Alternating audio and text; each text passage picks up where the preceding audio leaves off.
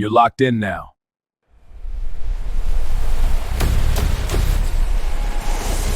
Welcome to Bringing the Wood. Good morning, good evening, good afternoon, beautiful people, wherever you at in the world right now. You know what it's about to go down, man. You are tuned into another Bringing the Wood production. This is the Bringing the Wood podcast, and I am your host, D Wood, feeling real good. Got the pod going up on a Tuesday. But hey, it's always good. Hope your Tuesday is going well as well. Hope all is well. Hope if you got kids, the schooling is good, working in the district, and you know. But hey, y'all know what we're here to do. We're here to bring sports.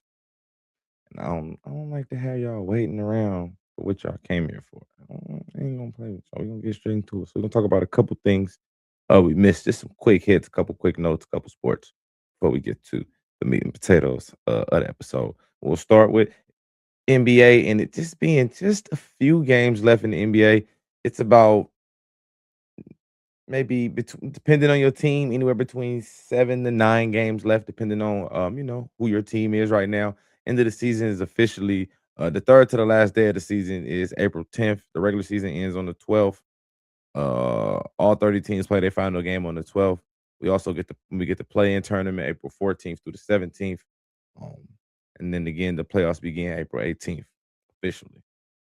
So we're excited for that. Again, we already talked about the East and the West and how it's going to be. A couple things that we missed though. Um, Pistons Thunders had a doozy yesterday.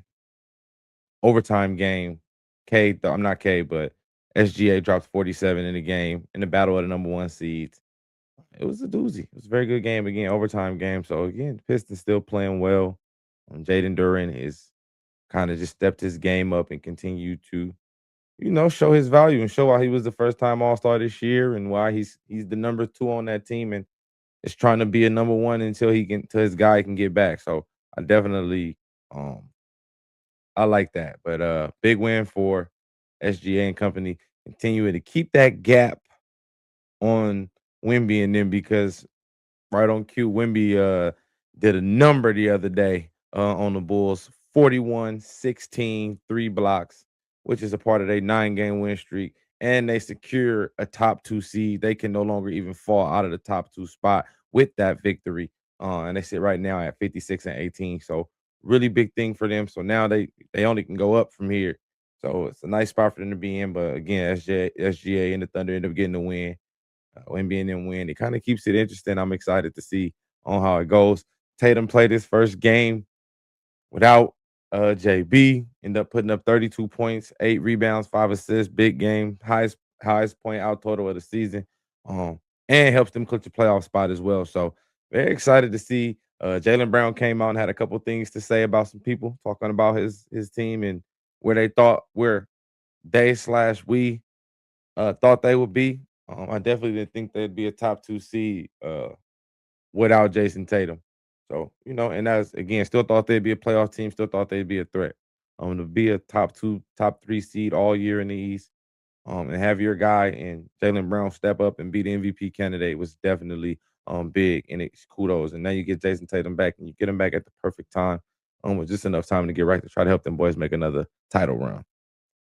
You also got the Knicks clinching them a spot. With the 76ers lost to the Heat, the Knicks secured top 6 seed in the East as well. So again, teams are starting to lock in those spots. So again, you might get some of these teams start to rest players and start to, turn their attention to the playoffs and really game planning for a 7-game series versus specific opponent. And once that becomes super duper locked in, then we'll definitely do our part and let y'all know who the actual meetings will be, who the actual games will be, and we'll make our picks and have some fun with the playoffs when that time comes. I know one more NBA thing before we switch over. The Bulls cut Jaden Ivey after only playing in 4 games for them. They also came out and said it was because of conduct detrimental to team. They haven't came out and said yet, so I probably will know soon if I don't know by end of the day, and they end up posting that on my social. So just make sure y'all stay tapped into that. And if you already know while I'm recording this, drop it in the comments. You already know. But that'll be it for that. But I don't really know what Jaden Ivey did, man. Again, we'll know. I know he's still coming off the injury, never really got his bearings. And then when the Pistons kind of brought in those other wave of guys while he was out and everybody jailed, It kind of made it easy for them to kind of just be able to move on from him. So we'll see how it goes. What that contra conduct detrimental to the team was, and how effective that will be in him finding his next team as well. Because them coaches and owners be talking about players and GMs and all that, getting their honest opinion. So yeah, we'll see. Another thing I want to talk about briefly is NFL, and that's the Super Bowl. Super Bowl 2029 officially marked for Las Vegas. And of course, it only makes sense. They're gonna get that money. They turning Vegas up. Yeah, Vegas about to be not only a gambling city, but a sports city. You got the Aces, they got the Golden Knights, about to add the A's, you got the Raiders. Uh, they still potentially about to add an NBA team. So it's yeah, it's fun. It's a fun time going down in Vegas right now. So get in there for you can for it's just overpriced and too full. But yeah, no, no, no. But now that's it. We'll talk a little bit more NFL when that time comes as we break down the AFC North rosters when that time comes a little bit later on the show. But right now, we're gonna talk about some more serious stuff, some more shatter stuff. And then it was four, ladies and gentlemen. And then it was four. The final four is set. The teams are in play. Number 3, Illinois take on number 2, UConn. This is Saturday at Lucas Oil Stadium in Indianapolis. The Final Four is there. Number 1 versus number 1, Arizona Wildcats, um, and the Michigan Wolverines all battle it out for a spot in the national championship. It can only be 2 though. And before we make those picks and even get into that game, we got to talk about those games on Sunday that I got to talk a little bit about on Sunday before those games tipped off. But it was a rough one, but before we even get to the rough one, talk about it was the easy one, and that was the Wolverines dominating Tennessee. Um, and again a win as you see in on the pressure right there, a wire to wire win. It was dominated from start to finish, and it was even a point where at halftime, right at the halftime, and I hope somebody's able to find that clip. Yaxel Lindenberg when they ask him what are they gonna do in the second half, and he like, we're gonna continue to dominate. Them boys don't want it. Like, to say that on national TV, and again, he said a couple things already out there, to kinda set the bar. He even said the thing of I wanna say, was that Alabama or Arkansas they played, and he was like, "I felt disrespected because they put a freshman on me." Like, again, he's a senior, so he's a well-seasoned dude, but, we'll talk about Tennessee. Tennessee were no match for this team. They were overwhelmed, outmanned, outsized, and we've been talking about the size of Michigan since the start of the tournament. All year they've been talking about the size of their front court, and I've been talking about it. And that's why they're here, and that's why they made it here. But Felix Opara was only able to get 10.7 boards. He went 4 for 8 from the field. And the best player on the team, Jacoby Gillespie, 21 points on 22 shots. 6 steals though, and he brought in 4 rebounds and 4 assists. Played as hard as he could, but these guys were no match for Michigan. And again, the same 3 guys I'm gonna talk about, their big 3, uh, Morez Johnson Jr., 12 points, 5 rebounds, and 4 good fouls, man. He makes sure he physical, he gonna foul hard. He makes sure he get his money's worth when he get in that game. Ade Mara, the 7'3" center, again, 2 blocks, again, 4 good fouls, 11 points. Was 2 for 2 from the free throw line and made a 3-pointer in that game. So he contributed really, really well. And then again, man, the guy that kind of makes it all go together, and it's probably been one of the down to these final four teams, has probably been one of the 2 to 3 best players in the entire tournament.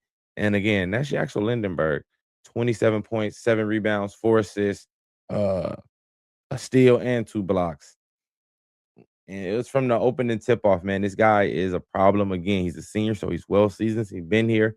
If you haven't heard his story, go check out his story, man. He wasn't even hooping at one point around 10th grade because of his grades, and he was addicted to gaming. And shout out to mom staying on him and helping him, and him kind of, finding his way and being able to shake that and become, here we are his senior year on the verge of making the national championship and being the best player on this team. It's a very, very good look.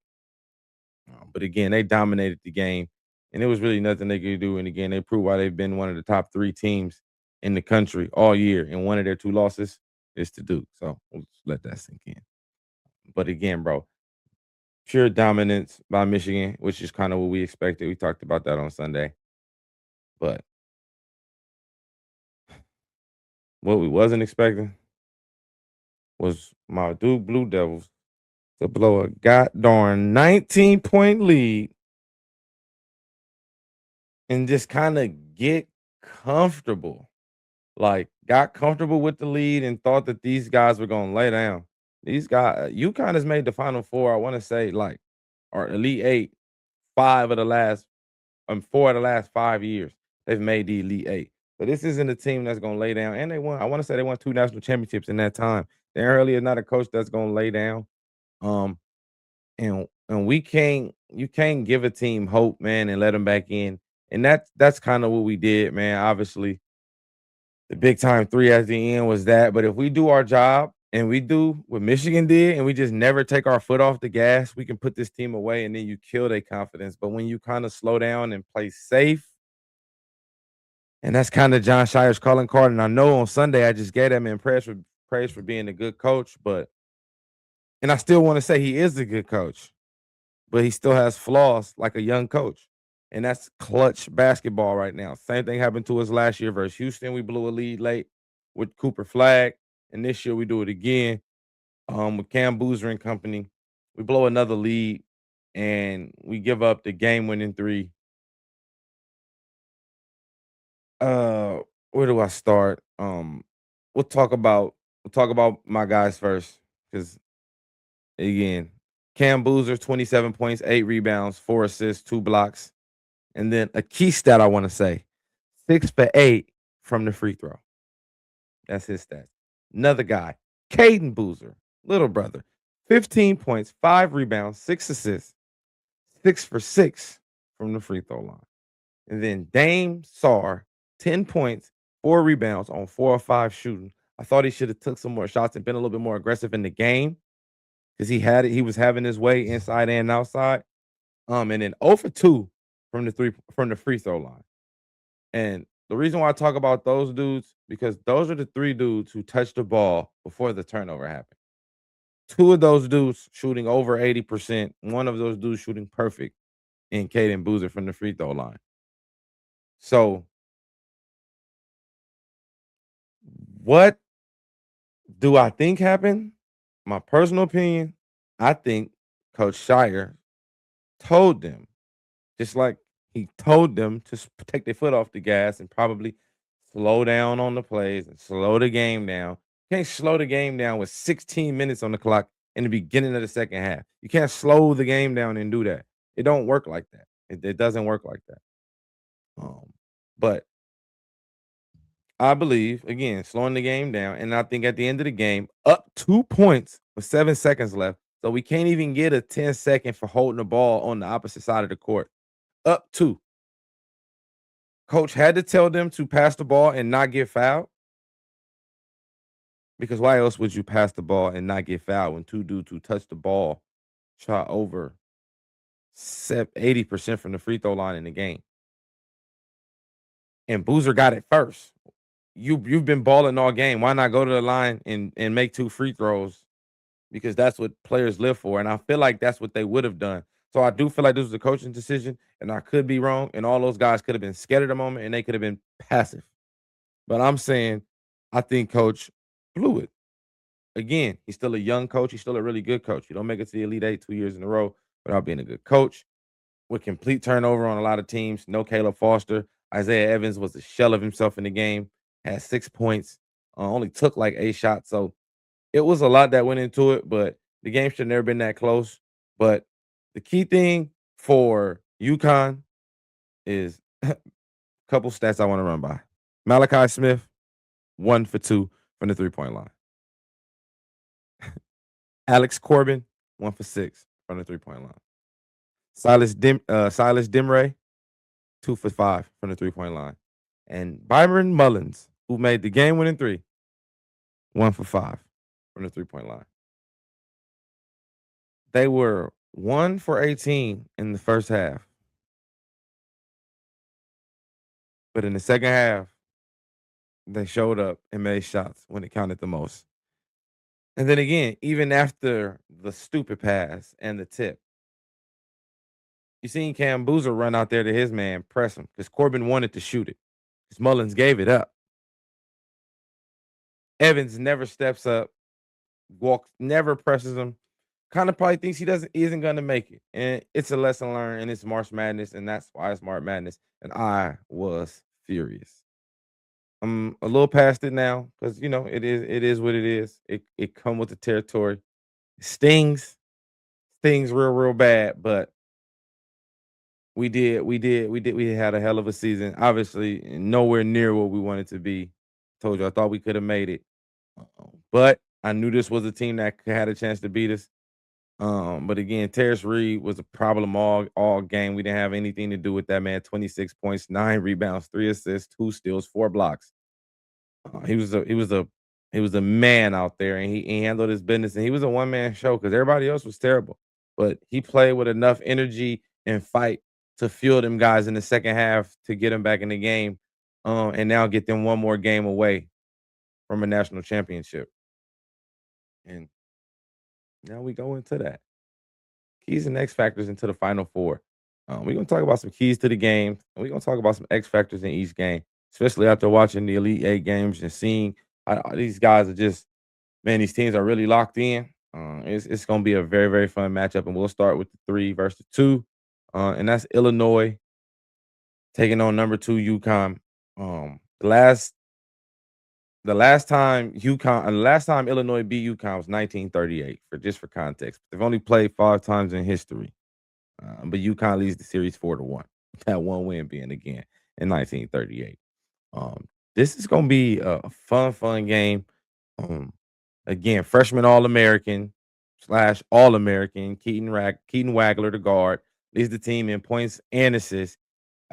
He's gonna bring his A game. He's gonna need to. Andre Stojakovic again is another dude who's averaging double-digit points per season, about 13.9 points per game.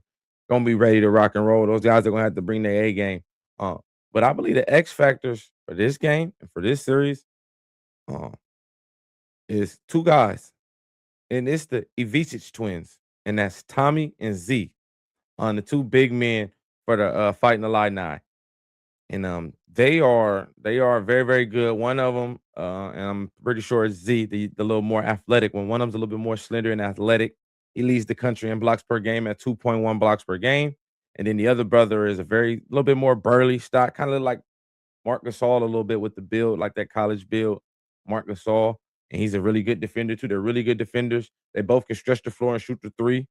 So this will be a fun matchup for UConn because they're going to have to stop. They're going to be the ones they're both going to guard Terrence Reed. They also got a freshman who leads the team in rebounding, Miricic as well, who's a 6'9", from Montego, who's really good as well, who's gonna be out there. We're probably gonna get caught in some switches on Terrence Reed as well.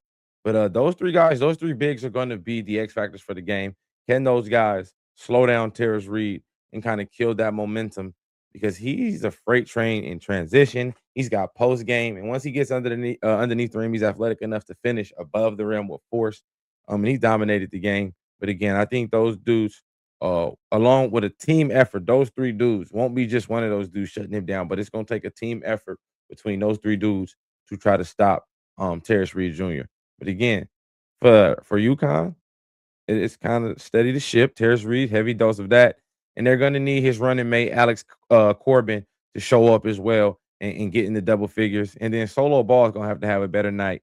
If those dudes come out there and they compete and they show up again, UConn will take it. I'm taking UConn um, because I definitely need the team that beat us to go to the national championship. So that way I could have known we would have went, and then we should have won if Michigan make it, or even Arizona, because I feel like we had our chance, but I can't cry over spilled milk. We ain't in there, but I'm definitely taking UConn in this one. I think this is gonna be a good game, but again, I think all the pressure is on UConn because I think they. I'm not sure if they're favorite to win or not, but I think they gonna win this game. I think they got the better coaching. Um, they have the better X factor player. Well, at least in the tournament. Overall, Wagler's been a better player. He's a potential lottery pick as a true freshman. But Terrence Reed in the playoffs is averaging 20 plus points for the tournament. and 8+ rebounds, and he's been a dominating force. So I do think he's going to be a problem. But again, if those bigs are able to contain and slow him down a little bit and make it hard on him, make him make some tough shots and have to pass out of some plays, I think they got a chance to play spoiler and get themselves to a national championship. And by the way, this is the first time since 2005 that Illinois has been to the Final Four. Yeah, that go all the way back to Deron Williams and D Brown. Do your homework. Deron Williams and D Brown. Little homework for y'all.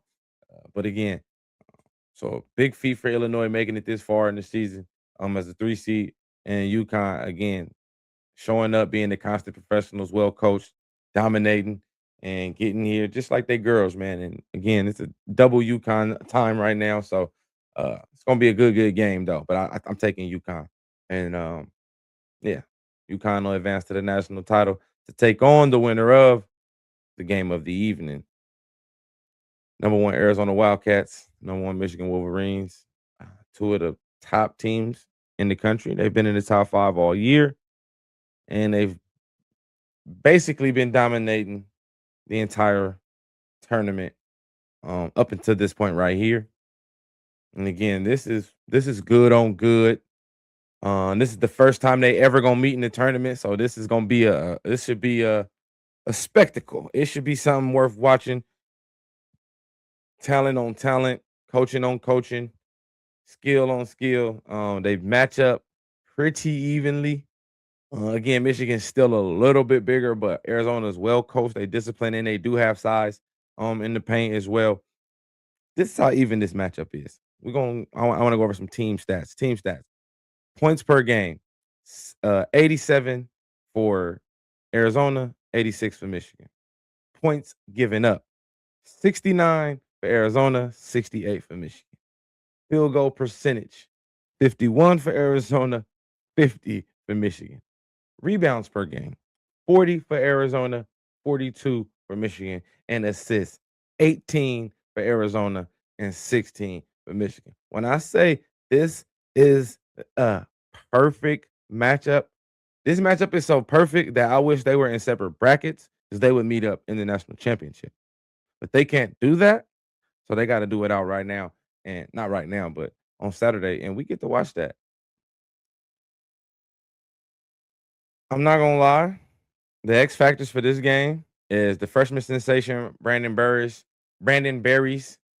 for the Arizona Wildcats, and with the last name Berries, you obviously know he shoot threes. And not only does he shoot threes in the tournament, he's shooting a three at an astronomical 87% right now. I had to go look it up on like two or three different websites to make sure that like the little AIs and people don't be tripping when they be writing this stuff. I had to make sure. And if it's wrong, then they somebody need they butt whoop. But 87% is crazy. Again, not Bradbury, Julian Bradley, Big 12 player of the year as well. So they got some guys. And again, to me, the key to beating Michigan is either being able to go over or around them trees that they have in there in they big three, and Morez Johnson and Mara and Yaxel, or shoot and never get in front of them. With a guy shooting 87% and another guard, Bradley, who's got a really good mid range, you might have a chance to do that between them two. And the keys for Michigan are just to continue to do Michigan things, and that's play defense, and it leads to a lot of transition offense. And in transition, those boys are tough to beat. And then they got a lot of size, so you gotta kind of double team, and that's what starts the extra passing. And that's why everybody on the team will end the game with 2 assists, 3 assists, having assists because you have to double because they're so big in size. Um, and I'm definitely taking Michigan. Again, this should be another good game. I think this should be close. If Michigan runs away with this, then you can kind of pencil them in for the national title. And then Yaxel Lindenberg coming out and saying they're the best Michigan team ever will have some validity to it.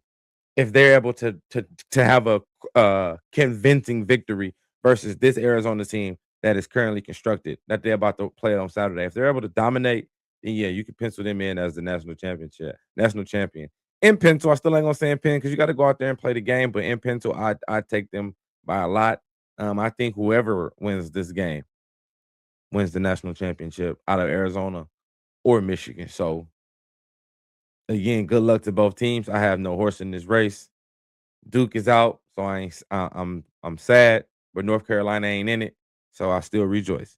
Uh, but I'm just excited for two really really good games with two teams that were expected to be here and two teams that obviously being ranked in 2 and 3 had a chance, but weren't the penciled in teams to be here at the end. So good luck to all four teams. But I'm taking UConn and I'm taking Michigan to meet up in the national championship. And that should be a fun game. With Dan Hurley and boys, who's again a really really good coach, and already has got a couple of national championships under his belt.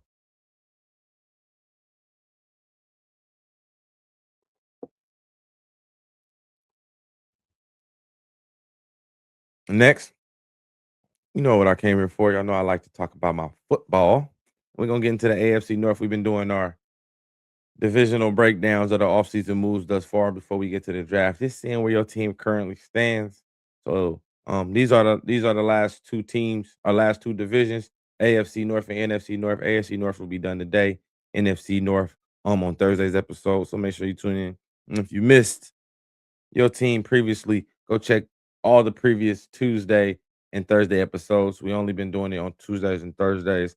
So go back and check the previous Tuesdays and Thursdays episodes to get your team and hear what we felt about your roster. And hey, if your team is one of those teams that I had a guest on, even better, you hear somebody else's opinion outside of mine. But today, y'all gonna hear my opinion.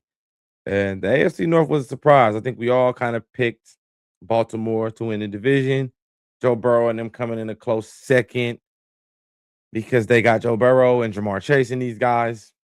And then Pittsburgh limping in the not limping in the playoffs, but just, muscling in the playoffs with, 9 wins, 10 wins, like Mike Tomlin only knows how. And then the Cleveland Browns kind of being the laughing stock of the division with a pretty decent defense led by Myles Garrett every year. Um, but we were wrong. Except for Joe Burrow did get nicked up again and had to miss a lot of time. So that kind of hurt the Bengals. Lamar Jackson got hurt. So that hurt the Ravens. And then the Browns were the Browns. So they kind of did what they normally do. But let's get into the breakdowns. We're gonna get into it. We're gonna start with the Cleveland Browns. We're gonna break down their offseason breakdown. And know I got their roster already ready, locked and loaded and ready to roll. And the Cleveland Browns finished 5-12 last season. Like I said, playing a myriad of quarterbacks, Shador Sanders, and as well as Dylan Gabriel, the third round pick. So again, Deshaun Watson's fully healthy this year. They came out and said that it'll be an open quarterback battle between Deshaun Watson and Shador Sanders, which kind of like I said last year when I was talking. I wasn't on that podcast, but I wasn't doing my potty at the time. But I was saying Dylan Gabriel, they drafted Dylan Gabriel to be a long-term backup quarterback. He seems like one of those dudes. He can be a Chase Daniels or a guy like that who I think can really, really help out a team in long term and play in the pinch and play 2, 3 games out the season and be really, really good for a squad. So I do think he'll still be on the roster. But again, they kind of been making some moves. Again, the number one thing I thought they needed to address was the offensive line. You got to get better on the offensive line. You got to protect your investment, whoever that investment gonna be, whether it's one of the quarterbacks on the roster or a quarterback of the future. So again, Tevin Jenkins re-signing him, signing Zion Johnson, signing Elton Jenkins. These are studs. Trading to get Titus Howard, like revamping your entire offensive line was really, really good to protect whatever quarterbacks go back there. Again, Deshaun Watson coming off of an injury. So if he was to win the job, you got to protect him. Shador Sanders is a pocket quarterback, so you want to protect him so he can deliver the ball. So it was a good look to add those guys. AJ Epinesa signed over here on a 1-year deal, re-signing Julian Rockwell. Quincy Williams was a really, really good pickup, I thought, as well. Who can help them out in middle. Obviously, they lost Bush, who ended up making a lot of money for the Bears. Taylor Wallace, Jack Stoll. Jack Stoll's a good tight end. I kind of like him out of Pitt. I think he's a decent guy. Has a chance to probably be like a second or third tight end on this roster. Uh, New head coach as well. So you kind of get to change up everything and mix it up and do your thing. Taylor and Wallace, you get yourself a special teamer, somebody who can return kicks and can play a little slot receiver, outside receiver as your fourth, fifth, sixth option on your roster. So I thought the Browns were aggressive in the free agency, trying to address positions of need. And that's really offensive line for sure. Because again, whoever's going to play quarterback, you need to be able to evaluate them properly. I think that only makes sense for your quarterback. You have to be able to evaluate them properly. So I thought that that was a good move to get those guys and invest in those. And then again, they got a pretty decent draft. They got 9 total picks. They got pick 6, obviously. They got pick 24 from the Jags in the trade that they made, letting the Jags move up to get Travis Hunter. They also got pick 39, pick 70, and pick 104. So 5 picks in the top 107, which is really good. And I told y'all those the top 105, top 110, all those dudes got a chance to be starters in a deep draft like this at certain positions, depending on where you're drafting. But they got a lot of holes and a lot of positions they could fill. But again, we're just gonna focus on because I'm gonna do a deeper dive draft once we get closer to draft day, and we'll go over all the teams who have multiple picks in the top 100, and we'll kind of do like a little first through third draft, not draft, but just some players that could fit those teams, and that'll come at another time. So we'll just kind of focus on pick 6 and pick 24 on those first round picks. And with pick 6, obviously, I think they can use a pass catcher. I'm gonna more still say a wide receiver than a pass catcher, for sure, because they did draft Harold Fan Jr. last year, who played really well, obviously, hence why they got rid of David Njoku, who's been really good for them at tight end. So Harold Fanning Jr., I think, secures the tight end position. But another receiver to kind of put out there with Tillman could help out. Again, if Carnell Tate's available at 6, which I feel like he should be, that would be a good pick. But if he was gone at pick 6, then maybe you go defensive back and you could take uh you can either go with Manzador Delane out of LSU, who I really like, who running that 4.3 at the combine at his pro day per se. Really helped out his draft stock a lot. Long arm corner, very tall. They could use that. They just traded to get Tyson Campbell from the Jags last season, but that hasn't really panned out. They could also go Caleb Downs, the safety as well. They can help them out. They can go tackle. You can always go offensive line. So they can go a few positions and then double back at 24. I think they should go address the other edge position as well. Put somebody on the other side of Miles Garrett will be a good look as well. Um, and then again, you could always add another pass catcher because you can never have too many. And again, if they go with another position at 6 of more value, if Carnell Tate is gone, then you can always double back in the back end and maybe get a Boston from Washington. Maybe you get Jordan Tyson in the back end of the first round. Malachi Lemon, and he's available. Maybe you might have to trade up to get him. So it's possible. Or maybe you get you a corner later in the draft as well, because there'll be some guys that you can get late. Gerard McCoy out of Tennessee, who potentially can fall. Brandon Cease out of South Carolina has a chance to be a really good corner and sneak into the back end of the first round. So I think those are some moves that the Browns could definitely make to for sure upgrade their roster and make it more competitive. I definitely think one of those 2 first round picks has to be a wide receiver for whoever the quarterback's going to be for sure. They got to get some more help out there at wide receiver. Next, we're gonna break down Cincinnati Bengals. Ended up finished the season 6-11 again. Joe Burrow gets hurt. T. Higgins was hurt for a little bit as well. And once you're missing 2 of your three highest paid players, and then you still had to trade Hendrickson debacle, who kind of, always wanted out and never really was able to get out up until now. So I think that they had a rough year. Obviously, Flacco played well for them in spurts when he came in. So, and then y'all heard what I said about Flacco, crazy self, but he was able to, re-sign with them. And we'll get into their roster right now as well. But again, Joe Flacco re-signed. They brought in Josh Johnson, town business. Shout out to Josh Johnson. Re-signing Orlando Brown, who's been a staple for them at tackle. Really good. Re-signing Dalton Risner, who's been good. Bringing in Boye Mafe. I think he's better than who they lost in Odyssey or Odessi, my bad. Joseph Osai Odessi. I always pronounce his last name a little bit wrong, but the edge rusher from Texas who played for the Bengals. But I think Boye Mafe is a much better player. So giving that money to him, I thought was a really good look. Being able to get Jonathan Allen, who didn't really pan out on the Vikings, but was an all pro, Pro Bowl player for the Commanders a few years back. You're able to get him, bringing in Brian Cook from the Chiefs, who's a really good safety on a 3-year deal. They were able to upgrade some positions of need. Again, uh, that was a really, really good look for them. Again, bringing in Orlando Brown and Boye Mafe, Jonathan Allen, increasing the defensive line where they kind of lack that and being able to get pressure. It's kind of what you got to do in this league. Brian Cook helps out, fills a role um, because they lost the safety in the free agency. So you sign him, you add him back, and he kind of adds to the room.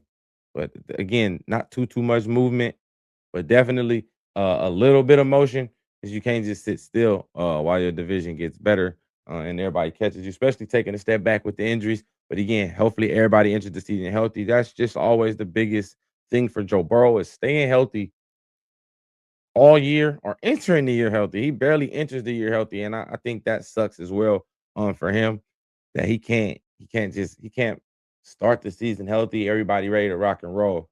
But I definitely think that again, so far so good. Everybody's arrows pointing up. They got 8 picks in the draft, pick 10 and pick 41. Um, again, I think defensive back is their number one need. Obviously, they could use the edge rusher too as well. So it just kind of depends on who Dale. If Caleb Downs is there, at pick 6, I mean, at pick 10, if Caleb Downs happens to fall, then yeah, I'd take him. But maybe if Ruben Bain's available at pick 10, you go there too as well. But I think they got to go defense. You've already paid all your money to offense. You spent your money on your offense. Your offense is Joe Burrow, T. Higgins, and Jamar Chase. So and Mike Gesicki, who they paid as well. So no offense will be drafted. Maybe in 4th, 5th, 6th, 7th rounds, you draft some developmental upside players for the future. But they first 3 picks, and again, pick 10, 41, and 72 all need to be defensive players to help out that defense. They can use a corner. They lost Cam Britt, so they can use a corner. They can use a linebacker. They can use an edge rusher. If Sonny Styles is there, they can use him. The best available defensive players they need to take with every pick because that defense has to get better because the offense, when healthy, is going to be one of the best in the NFL. So you're going to need a middle of the pack defense to help bring y'all home. But I think again, health is everything for the Bengals. We've seen when they healthy, they can make a Super Bowl with a healthy offense and a decent defense. They're able to make the Super Bowl. So I know, they got the talent there, but again, they gotta stay healthy, hit in the draft, continue to develop, and again, and I think they have a chance to, compete for that number one spot. Next, we'll talk about the Baltimore Ravens. Again, Lamar Jackson getting hurt kills everything. Then you had Cooper Rush, who I thought is a good backup quarterback, but never just fit with it's like you got to change the system when you go from Cooper Rush to the Ravens. I think the Ravens had a good idea getting a good backup quarterback. But when you realize you got to completely change your offense for your backup quarterback, I think that kind of messed them up. And then they ended up going back with Snoop Huntley later on when they had a chance to get him back. And they did go in, and he played decent for them down the stretch. But again, still to no prevail. 8-9, missed the playoffs. Again, Lamar was hurt. Um, yeah, it was a rough one, man. Derrick Henry had a couple fumbles this past season that was very, very un-Derrick Henry like, but Father Time is undefeated. Um, Zay Flowers still doesn't look like a number one to me, like a true number one. So it's a couple things I think that the Ravens can work on. But they did do a little something something in the free agency as well. And again, re-signing Tyler Huntley to a 2-year deal this time. Be like, you know what? We're gonna keep you here. Bringing in Durham Smythe from the Dolphins as tight end. Danny Painter. You got to bring in some new offensive linemen. John Simpson. They brought in a couple guys to help out and replace. They lost Tyler Lindenbaum to the Raiders. So bring in Painter and John Simpson, who has a little position flexibility as well. Chidobe Awuzie re-signing him, bringing in Jalen Hawkins of the New England Patriots, former New England Patriots, and Super Bowl runner-up. And then obviously their big signing was Trey Hendrickson and was potentially, allegedly, they said they were going to bring in Max Crosby too. Um, Anything sound good when the trade has already been vetoed, but I'll give them the benefit of the doubt and say maybe they really was and they was gonna rock that, and that was kind of what they was gonna do. And if they was, then that would have been dangerous. Um, but again, one thing I can say about the Baltimore Ravens and all this, and as ugly as that was, and that was ugly, but they're really good at drafting. They're really good at developing players. They're really good at getting compensatory picks. They got a bunch of comp picks they brought in through the draft, multiple. They got 11 picks in the draft, so they got extra picks to play around to move up and down the draft to get players they want. And this is one of those teams who's not afraid to move up or down the board, whether that's trading up from 14 to get a guy that might fall an extra spot or two that they see, are moving back because all the guys they want are gone. This is one of those teams. And again, this is how good teams stay good. They know exactly what to do. And I do think the Ravens will be right back in a good place. Again, pick 14, sitting right in the middle of the pack. Not a bad spot for a team who we expected to play for an AFC championship game last year. And again, 3 picks in the top 80. I mean, yeah, 3 picks in the top 100, all the way, literally 3 picks in the top 80.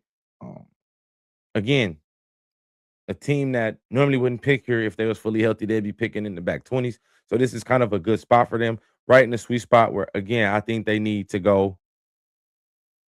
I want to say either cornerback or wide receiver in the first round would be a good look for them. I probably you can go offensive line too as well. But they brought back a lot of their guys.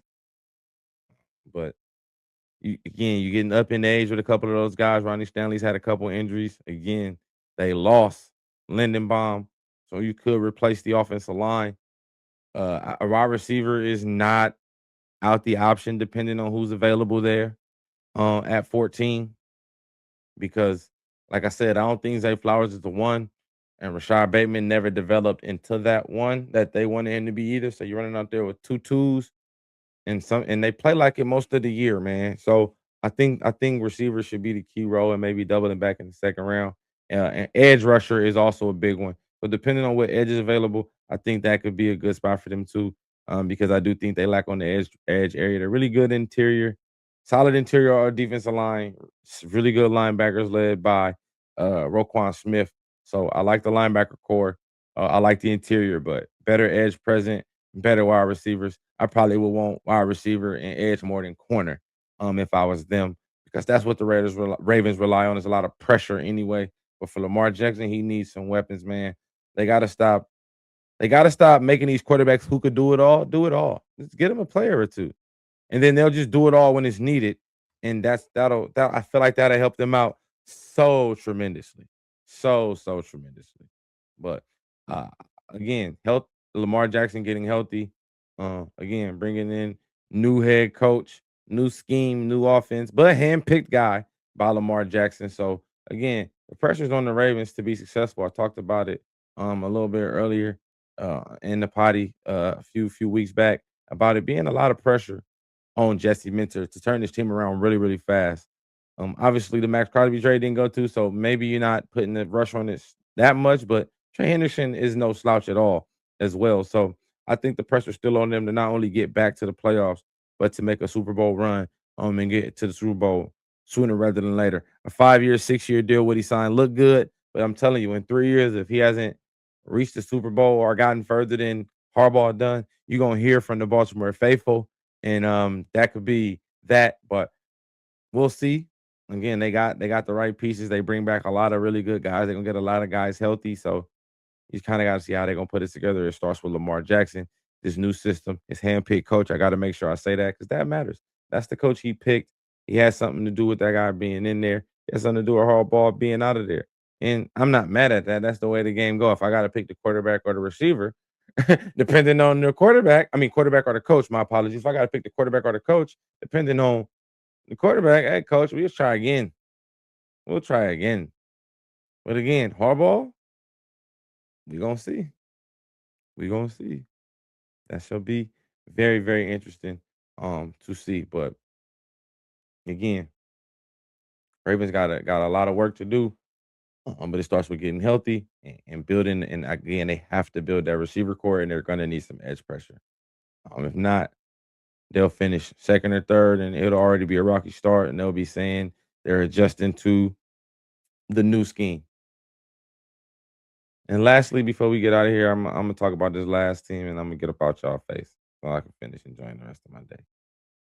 We'll talk about the Pittsburgh Steelers, and obviously, for starters, no more Mike Tomlin, so it's no guarantee over 500 out Mike Tomlin and Mike McCarthy. Pittsburgh native, born and raised in Pittsburgh, diehard Steelers fan. So to get him as a coach, I do think is a good thing for them.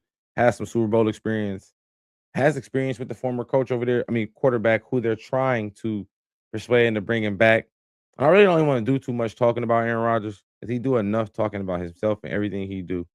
So I'm not gonna harp too on that. But 10-6, won the division. Obviously lost to the Texans in the first round of the playoffs. But again, Aaron Rodgers didn't play terrible, had an okay year. Defense could have played better. And they definitely needed a more consistent run game than what they had. Again, no more Mike Tomlin. So no more automatic lock for, you know, over 500 in a playoff berth. And now I think the biggest question is what do they do? Do you and they're always in that funky position because you always win a lot of games and you always competitive and you're always a borderline playoff or playoff team. You pick in the back end of the draft. So this is not a quarterback heavy draft. What's the future for after Aaron Rodgers? Right now, all arrows point to that Aaron Rodgers is gonna come back and play another year for them. But like at best, Aaron Rodgers got 2 more years. What's next?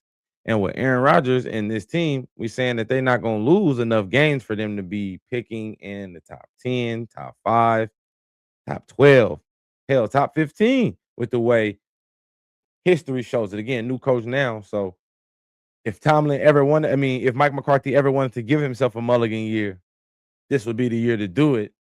But again, it's gonna be hard to do that with Aaron Rodgers, because he's not terrible. But again, let's get to their roster. They've been busy. Again, talked about the run game not being there. You bring in Travis Homer, you bring in Rico Dow, who I just don't understand why he can't keep a job. He was really good in Dallas. I think he outpriced himself in Dallas. And then he got to Carolina on a cheap deal, on a prove it deal. And then they paid Chuba Hubbard, but then he proved to be better than Chuba Hubbard. So he outpriced himself again. And now here we are with a 2-year deal with the Steelers.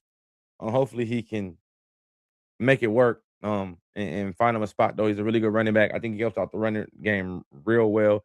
And then they also still got the rookie from last year, Caleb Johnson. I think it's Caleb Johnson, from Iowa, who they drafted, who kind of had a fumbling problem, who they kind of put on the bench. So I think that'll, so they had to bring in some other backs. So just in case the fumblerooskies ain't over with, he can go. Trading to get Michael Pittman was big, putting the guy next to DK Metcalf to help them out, help out pull coverage. Now they got a nice receiving core for Aaron Rodgers to come back to with Michael Pittman and DK Metcalf, and then Pat Fryermuth at tight end as well. Nice little with a couple good running backs now. Rico Dow, like I said, is pretty decent. Travis Homer's a good pass blocker running back, receiver out the backfield, special teamer for the Seahawks. And then again, they got Johnson, who they drafted last year. So now you potentially got a better running back backfield. Resign Big Cameron Hayward. They bring in Jamel Dean, resign Ashanti Samuels Jr., bring in Jaquan Brisker. This is a guy that fits Pittsburgh Steeler. Jaquan Brisker, on a 1-year prove it deal. He's going to fit really well in there. He's going to kind of play that in the box safety, that Palomalu role, not Palomalu at all, just the role. They've been looking for a guy that can do that, and he can play in the box, cover some tight ends, cover the flat, blitz, play some hook to curl. It'll be a really good pickup. Jamel Dean on a 3-year deal will be good. Re-signing Cole Holcomb, bringing in Sebastian Joseph Day of the Titans, Darnell Savage signing over there, who was a solid safety when his career started with the Packers. Kind of been a little journeyman over the last couple of years, but he's still just kind of looking for some guys to kind of make happen over there. But again, man, this was a playoff team and they added a lot of players. They didn't really lose a lot of players, really added, got better. So again, and then you bring the quarterback back. The only thing is going to be a new system, but it's a system that Aaron Rodgers kind of knows. So Um, it should be a easy transition for him, and then him being able to be a coach on the field, it'll be kind of fun to, be able to coach everybody up and be that extension of Mike McCarthy. And then again, Steelers are another team that drafts extremely well, develops extremely well, and again, get a lot of compensatory picks. And they got 12 picks in this draft. With again, what's that? 5 picks in the top 100. So again, they're going to be able to get better at a lot of positions. Pick 21, 53, 76, 85, and 99. All in the first 3 rounds. Steelers know what they're doing. We're just going to focus on pick 21, my apologies. And I, is Will Howard the guy? Is Will Howard the quarterback of the future? I know in the presser, Mike McCarthy said he likes Will Howard. He said Will Howard, he's seen the tape, he's seen him at Ohio State. He's got a nice arm. He's a leader. He looks good. He wants to see his development, help with the development. Mike McCarthy's good at developing quarterbacks. You give him some credit for that. So it's like, is Will Howard the guy, or is Ty Simpson the pick at 21, and you got your quarterback of the future, and now he sits behind A-Rod for maybe a season or 2, and now you got your quarterback of the future. Mike McCarthy has him rolling in year 3. In his 3rd year, he hits the ground running, and he takes over the Steelers. Or you go ahead and bet it all on A-Rod, and you go out there and you get something to help out them, like maybe another offensive lineman, an interior offensive lineman, or you go get you an edge rusher or another defensive tackle. I probably prefer an interior guy. With TJ Watt and Ali Highsmith both still being there, I think they should go interior. Cam Hayward's only getting older. Just did resign, but the OG vet not getting no younger. So I think I think that'd be a good look for them to go defensive tackle, or they can go safety. Um, McNeil Warren, safety out of Toledo. I think he's going to be really good. He'll be somebody in the back end of the first round who could be a potential safety that they could use and play. Um, but I definitely think it's going to be interior D line. The Steelers like to be physical. They like to control the line of scrimmage. So I think a defensive tackle would be a really good pick here. It could be Banks from Florida. It could be Peter Woods from Clemson. Um, it could be Cedric Falk from Auburn. There's a bunch of a myriad of defensive tackles that can go in this back end. Again, another deep draft position, defensive tackle. It's a nice position that they can go in and very, very much upgrade their position. And again, you can go with the best available at either or position and draft the other one in the 2nd round or in the 3rd with them a myriad of 3rd round picks y'all got. But the Steelers didn't lose a lot of players. They just got older. They don't really got a lot of youth. So I do think that they're not going to trade a lot of these picks. They're going to have a lot of youth movement in, especially with the new coach. He's going to want to bring in a lot of guys that fit what he wants to do.